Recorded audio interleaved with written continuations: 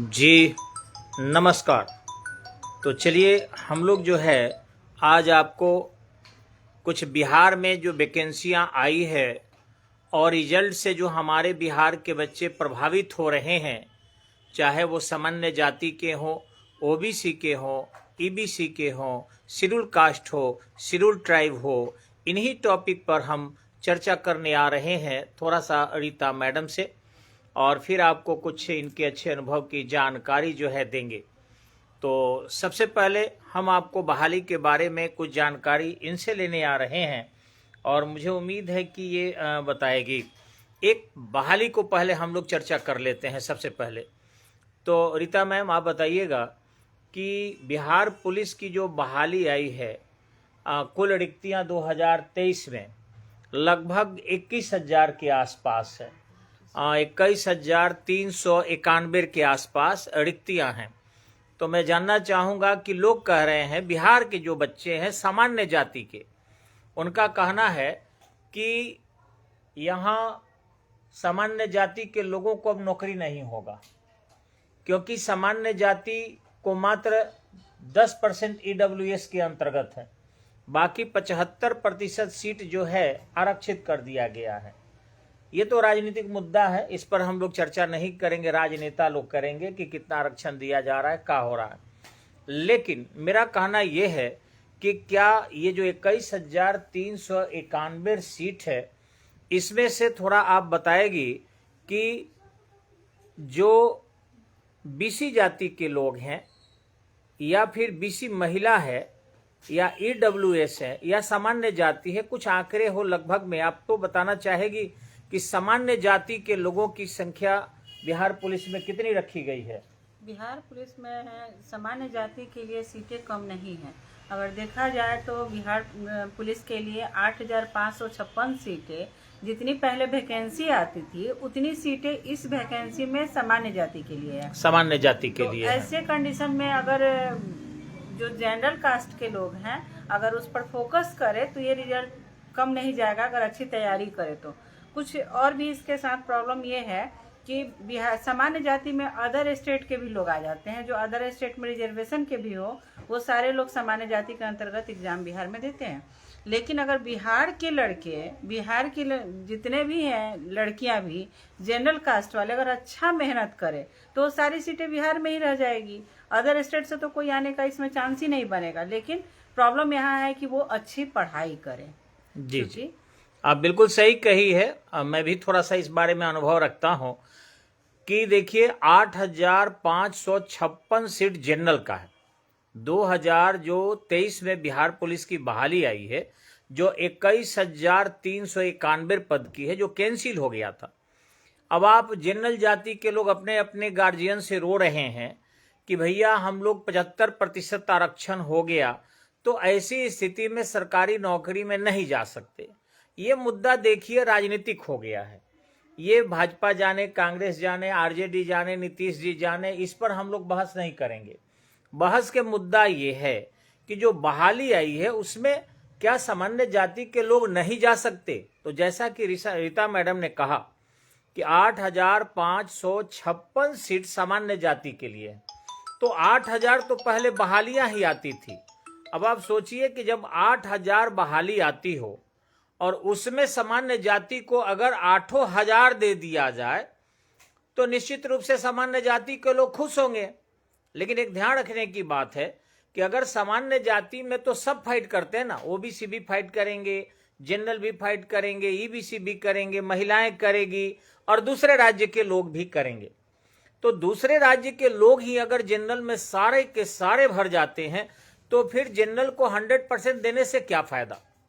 तो यहां सोचने की बात है कि 8,556 सीट सामान्य जाति के लिए बिहार पुलिस में है। मैडम ने बिल्कुल सही एक बात कहा कि जो उत्तर प्रदेश है बिहार से बहुत आगे है, जो आपका पश्चिम बंगाल है, झारखंड है, छत्तीसगढ़ है या फिर हरियाणा के लड़के, राजस्थान के लड़के बिहार में आके जॉब कर रहे हैं, ये लोग बहुत आगे हैं। अब उतने अच्छे ढंग से कॉलेज चलता है, स्कूल चलता है, वहां कोचिंग अच्छे अच्छे हैं, किताबें अच्छी अच्छी मिलती हैं, और वहां के बच्चे अगर इस 8,556 सीट को सामान्य जाति में भर लेते हैं तो बिहारी लोग तो झाल बजाएगा। मैडम ने बिल्कुल सही कहा कि हमें ये नहीं देखना है कि सामान्य जाति को मात्र 25% रह गया है, बल्कि ये देखना है कि सीट कितनी है। उस 25% पर भी अगर सामान्य जाति के लोग आ जाए और 10% पर ईडब्ल्यूएस के लोग आ जाए तो आप बताइए 35% तो 14% आबादी ही धारण कर लेगी। तो ये कम तो नहीं हुआ, आप मेहनत करो। और दूसरा कहूंगा ओबीसी को भी, ईबीसी को भी, ईडब्ल्यूएस को भी, शेड्यूल कास्ट को भी, शेड्यूल ट्राइब को भी, कि आप लोग भी मेहनत करके सामान्य जाति में आइए ना, ताकि जो दूसरे राज्य की आकर सीट भर रहे हैं वो ऐसा ना कर सके। चलिए मैडम से फिर एक सवाल है हमारा। अच्छा ये बताइए कि दूसरे राज्यों में हम लोग जॉब करने जाते हैं, एक डिमांड है कि दूसरे राज्य के लोगों को यहाँ नहीं आने दिया जाए, तो हम भी तो दूसरे राज्य में नहीं जा सकते हैं। हाँ, जाहिर है कि अगर हम अपने राज्य में अगर दूसरे को नहीं आने देंगे तो दूसरे राज्य भी तो हमें अपने यहाँ नहीं आने देंगे, वो भी तो रोक लगाएंगे। हाल ही में यूपी का एग्जाम हुआ, बिहार के बहुत सारे बच्चे बड़ी संख्या में यूपी का एग्जाम देने गए, यानी फॉर्म डाले। भले ही वो एग्जाम अभी कैंसिल हुआ है, लेकिन फॉर्म तो डाले, एग्जाम देने तो गए। तो ऐसा नहीं है, अगर आप अदर स्टेट को यहाँ आने से रोकते हैं तो अदर स्टेट भी सभी अपने अपने यहाँ रोक देंगे। ऐसे कंडीशन में बिहार, चूंकि वैकेंसी जब भी निकलती है तो बहुत नहीं निकलती है, बच्चे बहुत लंबे समय तक बेरोजगार बैठे रहते हैं। अदर स्टेट में जाने से होता है कि यहाँ नहीं हुआ तो वहाँ भी हो जाएगा। बस यहाँ जरूरी है कि आप अपनी तैयारी उन बच्चों से ना अपना कंपेरिजन करें जो कमजोर हैं, आप उन बच्चों से कंपेरिजन करें जो तेज हैं। तो उससे अगर आप अपने आप को लेके चलते हैं, उनसे आप फाइट करते हैं, तो आप जनरल है कि कहीं भी सीट निकाल सकते हैं, अपने स्टेट में भी अदर स्टेट में भी। जी जी बिल्कुल, मैडम ने सही कहा है कि आप एक ध्यान लेकर चलिए। सभी कास्ट के बच्चों को मैं यहाँ कहना चाहूँगा, चाहे वो शेड्यूल कास्ट के हो, वो मन में ये निकाल दे कि वो शेड्यूल कास्ट के हैं, चाहे शेड्यूल ट्राइब के हो, मन से निकाल दे कि वो शेड्यूल ट्राइब के हैं, बल्कि वो पहले फाइट करें कि हमें जो सामान्य जाति की सीटें हैं उनमें हम आ जाएं। और अगर सामान्य जाति में वो आ जाते हैं तो एक अपने जाति के लिए उपकार भी किए, और दूसरा कि दूसरे राज्य के लोगों को बिहार में आने से रोक दिए। अच्छा मैडम, एक और चीज़ मैं आपसे पूछना चाहूँगा, आप काफ़ी अनुभवी है, मुझे भी सहयोग करती हैं और बच्चे बच्चियों को पठन पाठन में भी बहुत सहयोग करती हैं। ये बिहार में जो भ्रष्टाचार की बात कही जा रही है, घूसखोरी की बात कही जा रही है, आपको लगता है कि क्या बिहारी भ्रष्ट होते हैं कि बाहरी आके बिहार को भ्रष्ट बनाए हैं? आप क्या इस पर विचार दीजिएगा? देखिए, भ्रष्टाचार की जहाँ तक बात करें तो ये भ्रष्टाचार सभी जगह है। अदर स्टेट वाले जब कहीं भी जाते हैं तो उनको वहाँ लोकल लोगों से कम जान पहचान होती है। अब कम लोगों को जानने के वजह से उन पे कोई फोकस नहीं रह जाता है कि जो जॉब कर रहे हैं कोई जानेगा तो बुरा लगेगा। वो अधिक से अधिक पैसा कमाने के लालच में वहाँ रहते हैं, और वैसे कंडीशन में भ्रष्टाचार सबसे ज्यादा अगर कोई करता है तो बाहरी लोग करते हैं, क्योंकि उनको जानने वाले यहाँ पे कम होते हैं। अब चूंकि लोकल अगर बिहार के बच्चे हैं तो कहीं ना कहीं उनके रिलेटिव हैं, वो उनके बारे में जानेंगे, अच्छा नहीं लगेगा। बहुत सारे ऐसे समय आते हैं जब उनको कोई भी गलत काम करने से पहले 100 बार सोचना होता है। अदर स्टेट वाले को ऐसा फीलिंग बहुत कम होता है, वो अधिक से अधिक धन कमाकर अपने घर भेजना चाहते हैं। तो वैसे कंडीशन में बाहरी लोग ज्यादा भ्रष्टाचार करते हैं। मैडम बिल्कुल, फेसबुक पर हमारे बहुत से बाहरी लोग भी जुड़े होंगे, उनको बुरा लगेगा, लेकिन बुरा लगने से हम लोग ज्यादा ध्यान नहीं देते हैं। जो सत्य चीजें हैं वो सामने रखा जाता है। हमने एक दरोगा जी को देखा जो गोरखपुर के थे और यहाँ फायर डिपार्टमेंट में थे। उन्होंने कहा कि सर हमारी तो एक फंडा है कि हम लोग पैसे कमाने आते हैं, माल बनाएंगे और गोरखपुर जाएंगे, 60 साल तक कसहूं अपनी जॉब को यहाँ काट लेना है और जितना माल बनाना चाहिए उतना माल बना लेना है। तो बड़ा सटीक आपने कहा कि भ्रष्टाचार तो हर जगह है। संतुलित उत्तर आपके होते हैं और निश्चित रूप से बहुत बढ़िया अच्छे तरीके से आप जवाब देती है।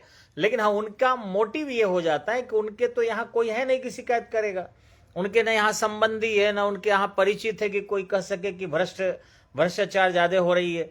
तो यहाँ लूट खसोट ही मचाते हैं।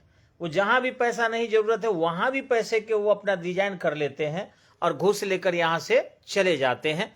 तो मैं चाहता हूं कि अगर आप चाहते हैं, बिहारी बंधु हैं, नौजवान है, आप में जोश है, जुनून है, हाँ हम लोग एक दूसरे से परिचय भी करेंगे, बने रहिए आप लोग।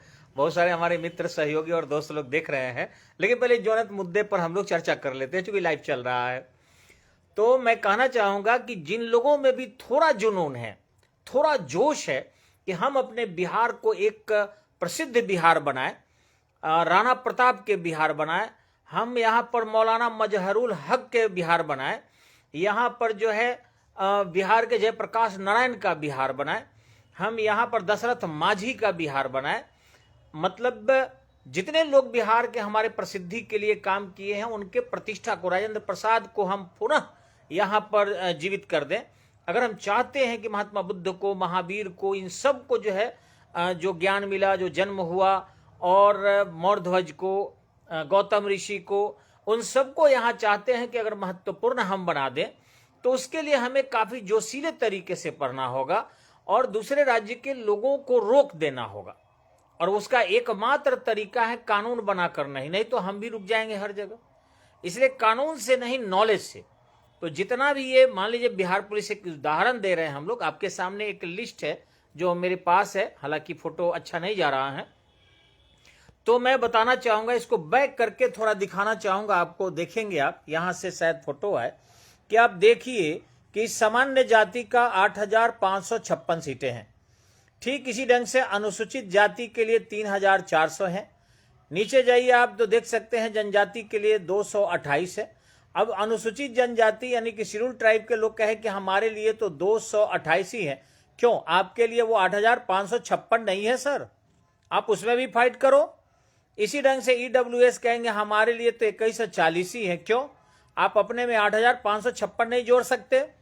इसी ढंग से ईबीसी के लोग या फिर बीसी के लोग कहेंगे ट्रांसजेंडर सहित कि हमारे लिए तो 2570 है। 8,556 सीट भी सर शुरू आपके लिए भी है। इसी ढंग से बीसी महिला कहे कि 655 है, नहीं, आपके लिए सामान्य भी है। तो मैं ये चार्ट इसलिए आपके सामने दिखा रहा हूं कि आप ये मत कहें कि आपके लिए कितना सीट है। आप जो सामान्य 8,556 सीट है वो सभी के लिए है। अब हमारे बिहार का दुर्भाग्य है कि बाहरी लोग आकर इस बिहार को और पूरी तरह से लूट रहे हैं और लूट कर ले जा रहे हैं।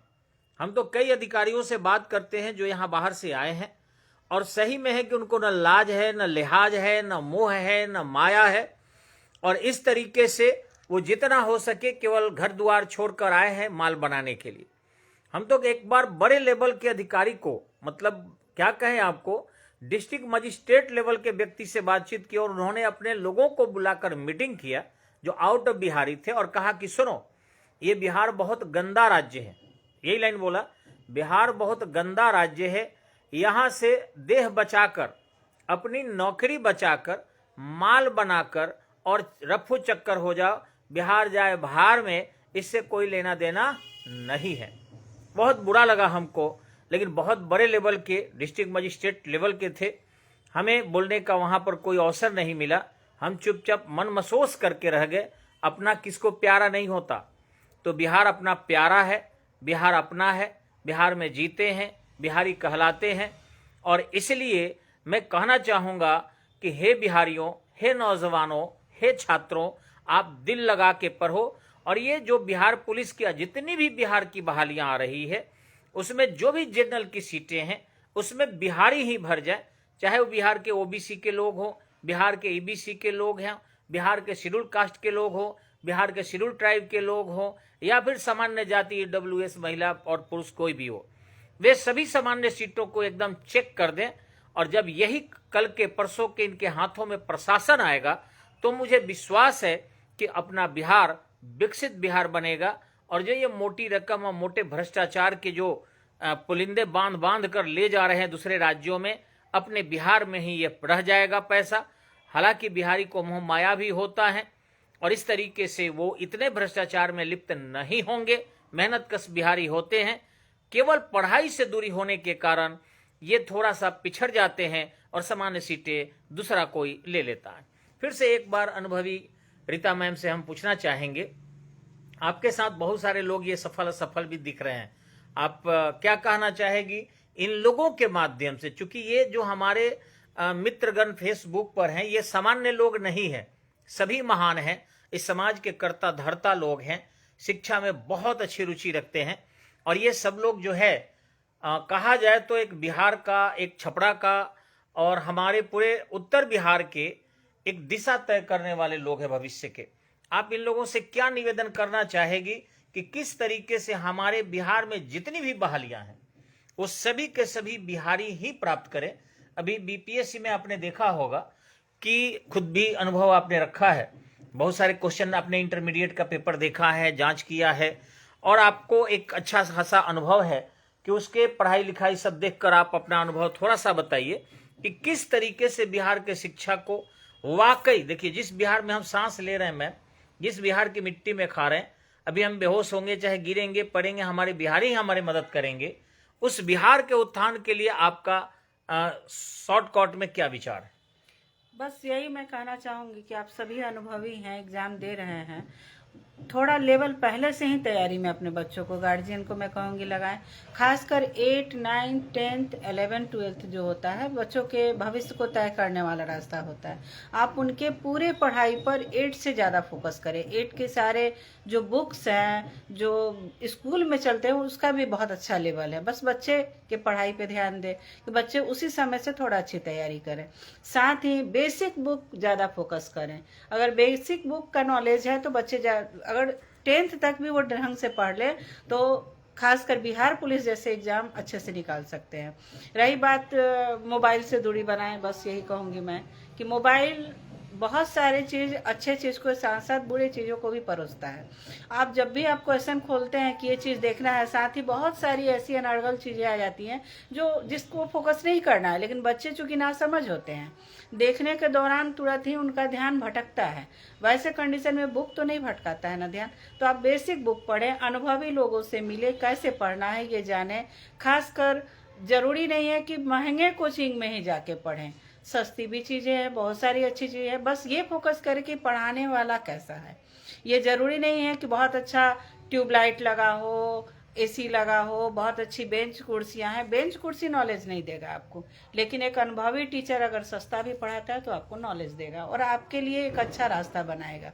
तो बस मैं यही कहूँगी कि बाकी पैसे बहुत ज़्यादा इन्वेस्ट करने की ज़रूरत नहीं है। आप अच्छे अनुभवी लोगों के संपर्क में रहें, अच्छी अच्छी बुकों का नाम जानें, उसको पढ़ें, मोबाइल से थोड़ी दूरी बनाएं बस। और सारा का सारा ध्यान आपका एम पे होना चाहिए, यानी जो आप एग्जाम निकाल रहे हैं वो किस टाइप का क्वेश्चन पूछता है, क्या क्वेश्चन पिछले साल पूछा था, किस बुक को फोकस करेंगे तो उन क्वेश्चनों पर पकड़ बनेगी, ये सब ज़्यादा फोकस करें और निश्चित रूप से सफलता मिलेगी। इसलिए चूंकि अगर वो सारे क्वेश्चन 100 क्वेश्चन अगर पूछता है और आपको 100 पे तो रिजल्ट नहीं दे रहा है, 2-4 क्वेश्चन आप गलत भी करके आते हैं तो कोई फर्क नहीं पड़ता है। इसलिए आप पहले ये पकड़ बनाइए कि किस टाइप का क्वेश्चन आ रहा है, मुझे क्या पढ़ना चाहिए, कैसी बुक खरीदनी चाहिए। मार्केट जाके बहुत सारे बुक देखते हैं लोग, खरीद लेते हैं, उसको ना खरीदें, अनुभवी लोगों से सलाह लें, अच्छे कोचिंग वालों से जानकारी लें और तब भी पढ़ाई करें। बस जी जी, मैडम ने ये जानकारी दिया आपको। मैडम से थोड़ा सा और इनको परेशान करेंगे हम कि आजकल बिहार में बहुत मेहनत करके, सर आप लोग दर्द जानते होंगे कि हमारे अभिभावक कनाइल बैगन को भी फेंकते नहीं है जिसमें कीड़ा पड़ा हो। उस बैगन के जितना भाग कीड़ा पड़ा होता है उसको काट कर फेंक देते हैं और बचे हुए भाग की सब्जी बना लेते हैं। आलू भी अगर काला पड़ गया है अंदर, उसको भी जो काले वाले भाग है उसको काट कर फेंक देते हैं और बाकी को सब्जी बना लेते हैं। दिन के चावल को गर्म पानी डालकर रात के हम लोग खाते हैं, माने हमारे भाई बंधु, हमारे लोग वगैरह। रात की रोटियां खराब हो जाती है फिर भी गर्म करके हम लोग खाते हैं। छठ के ठेकुआ हम लोग 8 दिन 10 दिन तक किसी तरह खाते हैं।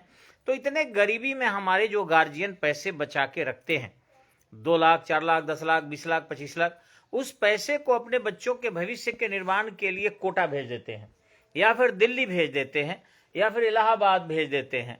और किसके लिए? तो मेडिकल के लिए, इंजीनियरिंग के लिए।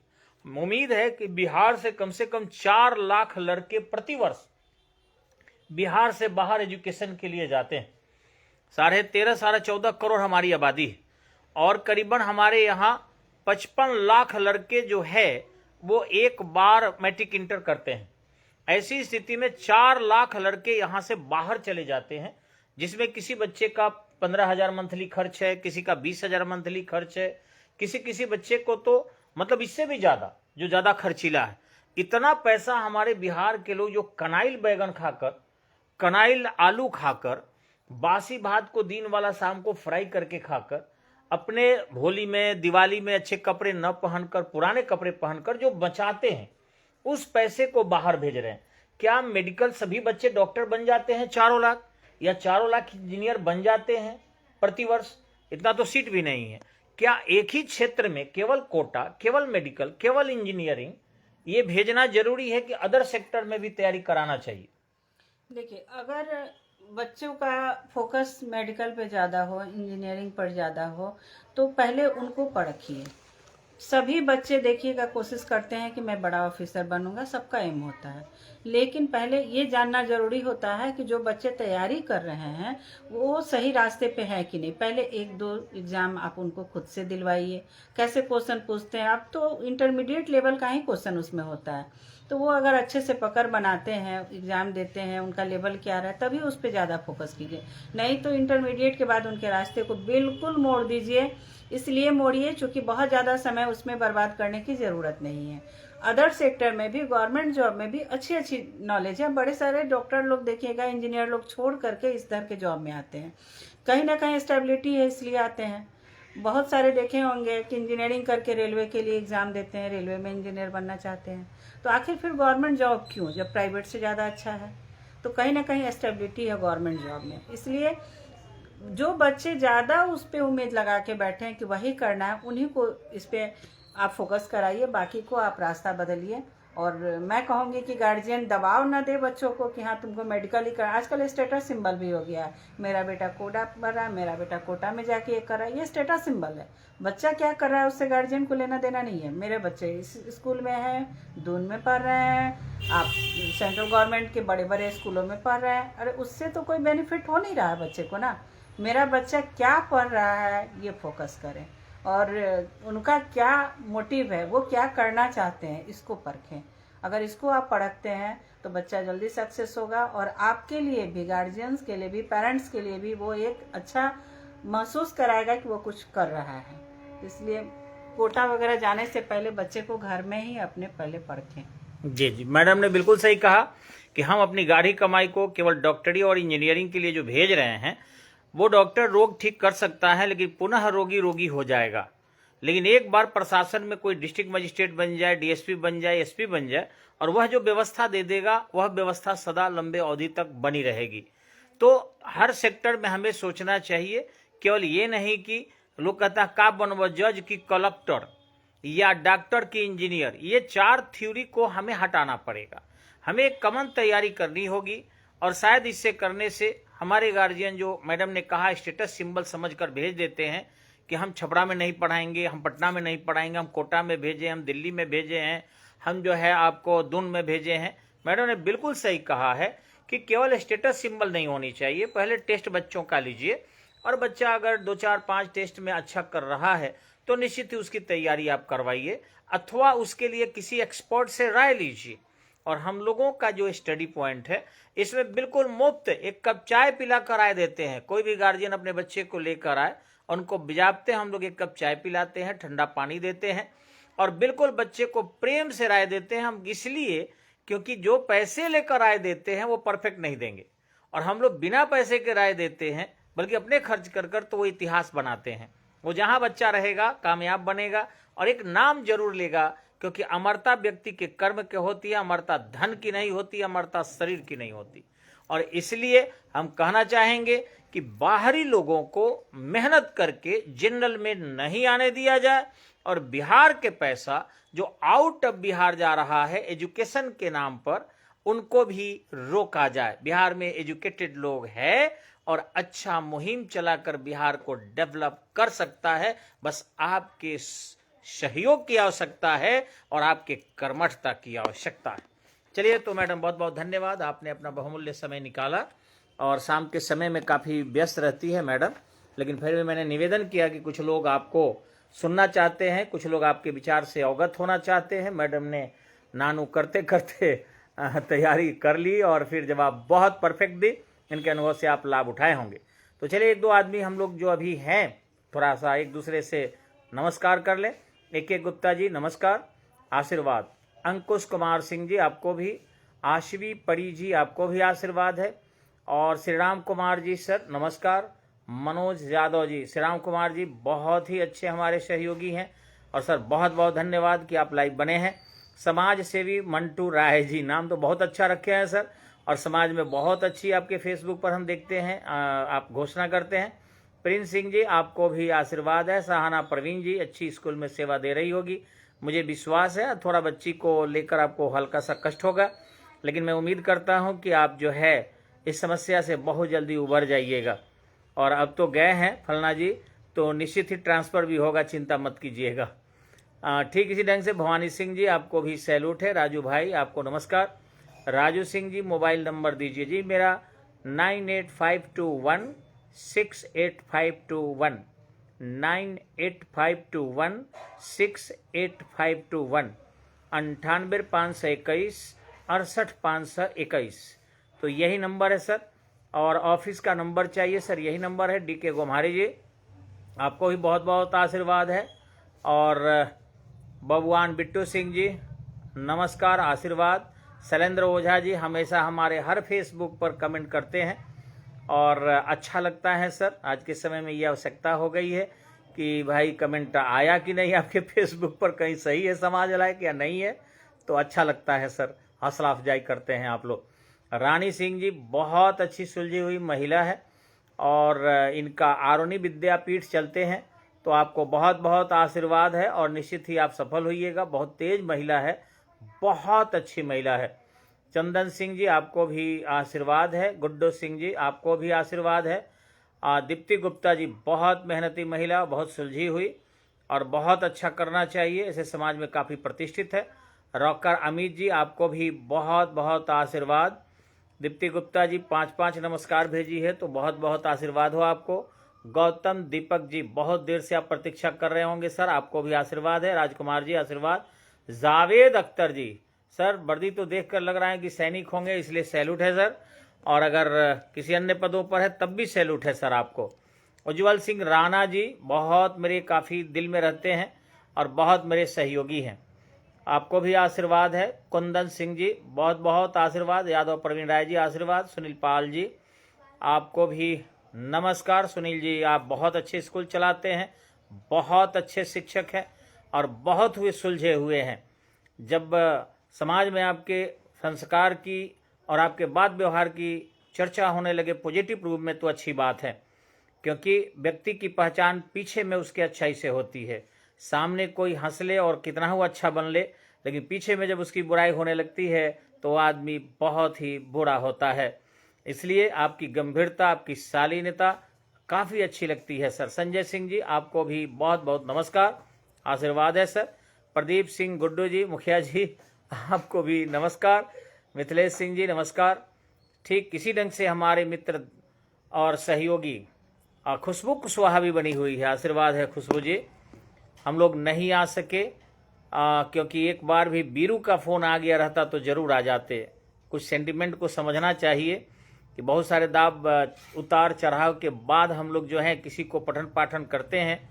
बच्चे तो 2 लाइन गाली या आप शब्द बोल देते हैं शिक्षक को, लेकिन शिक्षक कभी गाली नहीं बोल सकता, वो सहता है। बच्चे जो भी बाहर करते हैं वो सारी गलतियां उनको पता होती है, लेकिन फिर भी शिक्षक भगवान से पूजा करने के दौरान अपने बच्चों के सफलता के लिए सोचता है। एक बार भी उनकी बुलाहट हो जाती तो हम लोग तैयार होकर बैठे थे, लेकिन आपके में ज़रूर आएंगे, आप दुखी मत होइएगा। अंकुश पराशर सिंह जी आपको भी बहुत बहुत आशीर्वाद। मुकेश कुमार टाइगर जी आप आइए पढ़िए बढ़िया से, आपको आशीर्वाद है। लोकनाथ यादव जी आपको भी बहुत बहुत आशीर्वाद है। अभय कुमार आज़ाद जी बने हुए हैं, इनके घर में 5-5 6-6 नौकरियां ईश्वर की कृपा से हुई है, और ये बहुत बड़े सहयोगी हैं हमारे, हमेशा सदा मददगार हैं, और जब भी ज़रूरत पड़ती है तो हेल्प करते हैं। इनका पूरा ग्रुप मुझे मदद करता है, सारी दोस्त जो है इनके बहुत ही सहयोगी हैं। इसलिए चंदन जी, अभय कुमार आज़ाद जी आपको बहुत बहुत आशीर्वाद है, बहुत अच्छा कीजिएगा। और आप इतनी अच्छी डिग्री प्राप्त किए हैं सर, JRF निकालना एक बहुत बड़ी बात है। अभी आप BPSC शिक्षक हैं, और आपके परिवार में एजुकेशन लेवल बहुत अच्छा है। धर्मेंद्र जी आप तो भविष्य के DSP हैं सर, और ईश्वर करें कि आपकी सारी बाधाएं दूर हो और जल्दी से जल्दी आप डीएसपी बनिए सर। विवेक सिंह जी, आपको भी बहुत बहुत आशीर्वाद है सर। भोला पासवान जी, आपको भी नमस्कार सर। जित्तू यादव जी नमस्कार। अभी राज जी, आपको आशीर्वाद है। विक्की सिंह जी, बहुत बहुत आशीर्वाद है। और ये 10 मार्च को एग्जाम होने जा रहे हैं विक्की जी, आप निश्चित सफल होंगे। रोहित गुप्ता जी, आपको भी नमस्कार। और जो छोटे बंधु होंगे या बाद में देखेंगे, उनको भी छोटे होंगे तो बहुत बहुत आशीर्वाद, और बड़े होंगे तो नमस्कार। सबके लिए ईश्वर से प्रार्थना है अच्छा करें। और कुमार अमित जी, आपको भी बहुत बहुत आशीर्वाद कि भविष्य में हमारा बिहार मजबूत बिहार बने, ताकतवर बिहार बने, विकसित बिहार बने। इसके लिए ज़रूरी है कि हम बाहरी को बिहार में एक भी नौकरी नहीं लेने दें। खूब पढ़ें, खूब मेहनत करें, और सामान्य सीटों पर भी सभी बिहार के लोग भर जाएं, ताकि बाहरी आकर जो भर रहे हैं वो रुक जाए। और एक ही तरीका है, कानून बनाकर नहीं, नॉलेज बढ़ाकर, अपना जीके जीएस या अपने कंपटीशन के लेवल बढ़ाकर। आकाश जी देर से ही आए, लेकिन आपको भी आशीर्वाद है। जानते हैं से हैं, मेरी पंचायत से हैं, और अच्छा लग रहा है सर। और हमेशा एक विचार समाज के लिए सराहनीय होता है। श्री राम जी लिख रहे हैं, सर बहुत बहुत धन्यवाद। और सबको नमस्कार, सबको आशीर्वाद। अच्छा कीजिए और बिहार में लड़िए मत कि जनरल की सीटें कम हो रही है, बहुत सीटें हैं, उसको सब भर दीजिए। बिहारी बाहरी को मत आने दीजिए, और बिहारी रहेगा देश में अगाड़ी। धन्यवाद।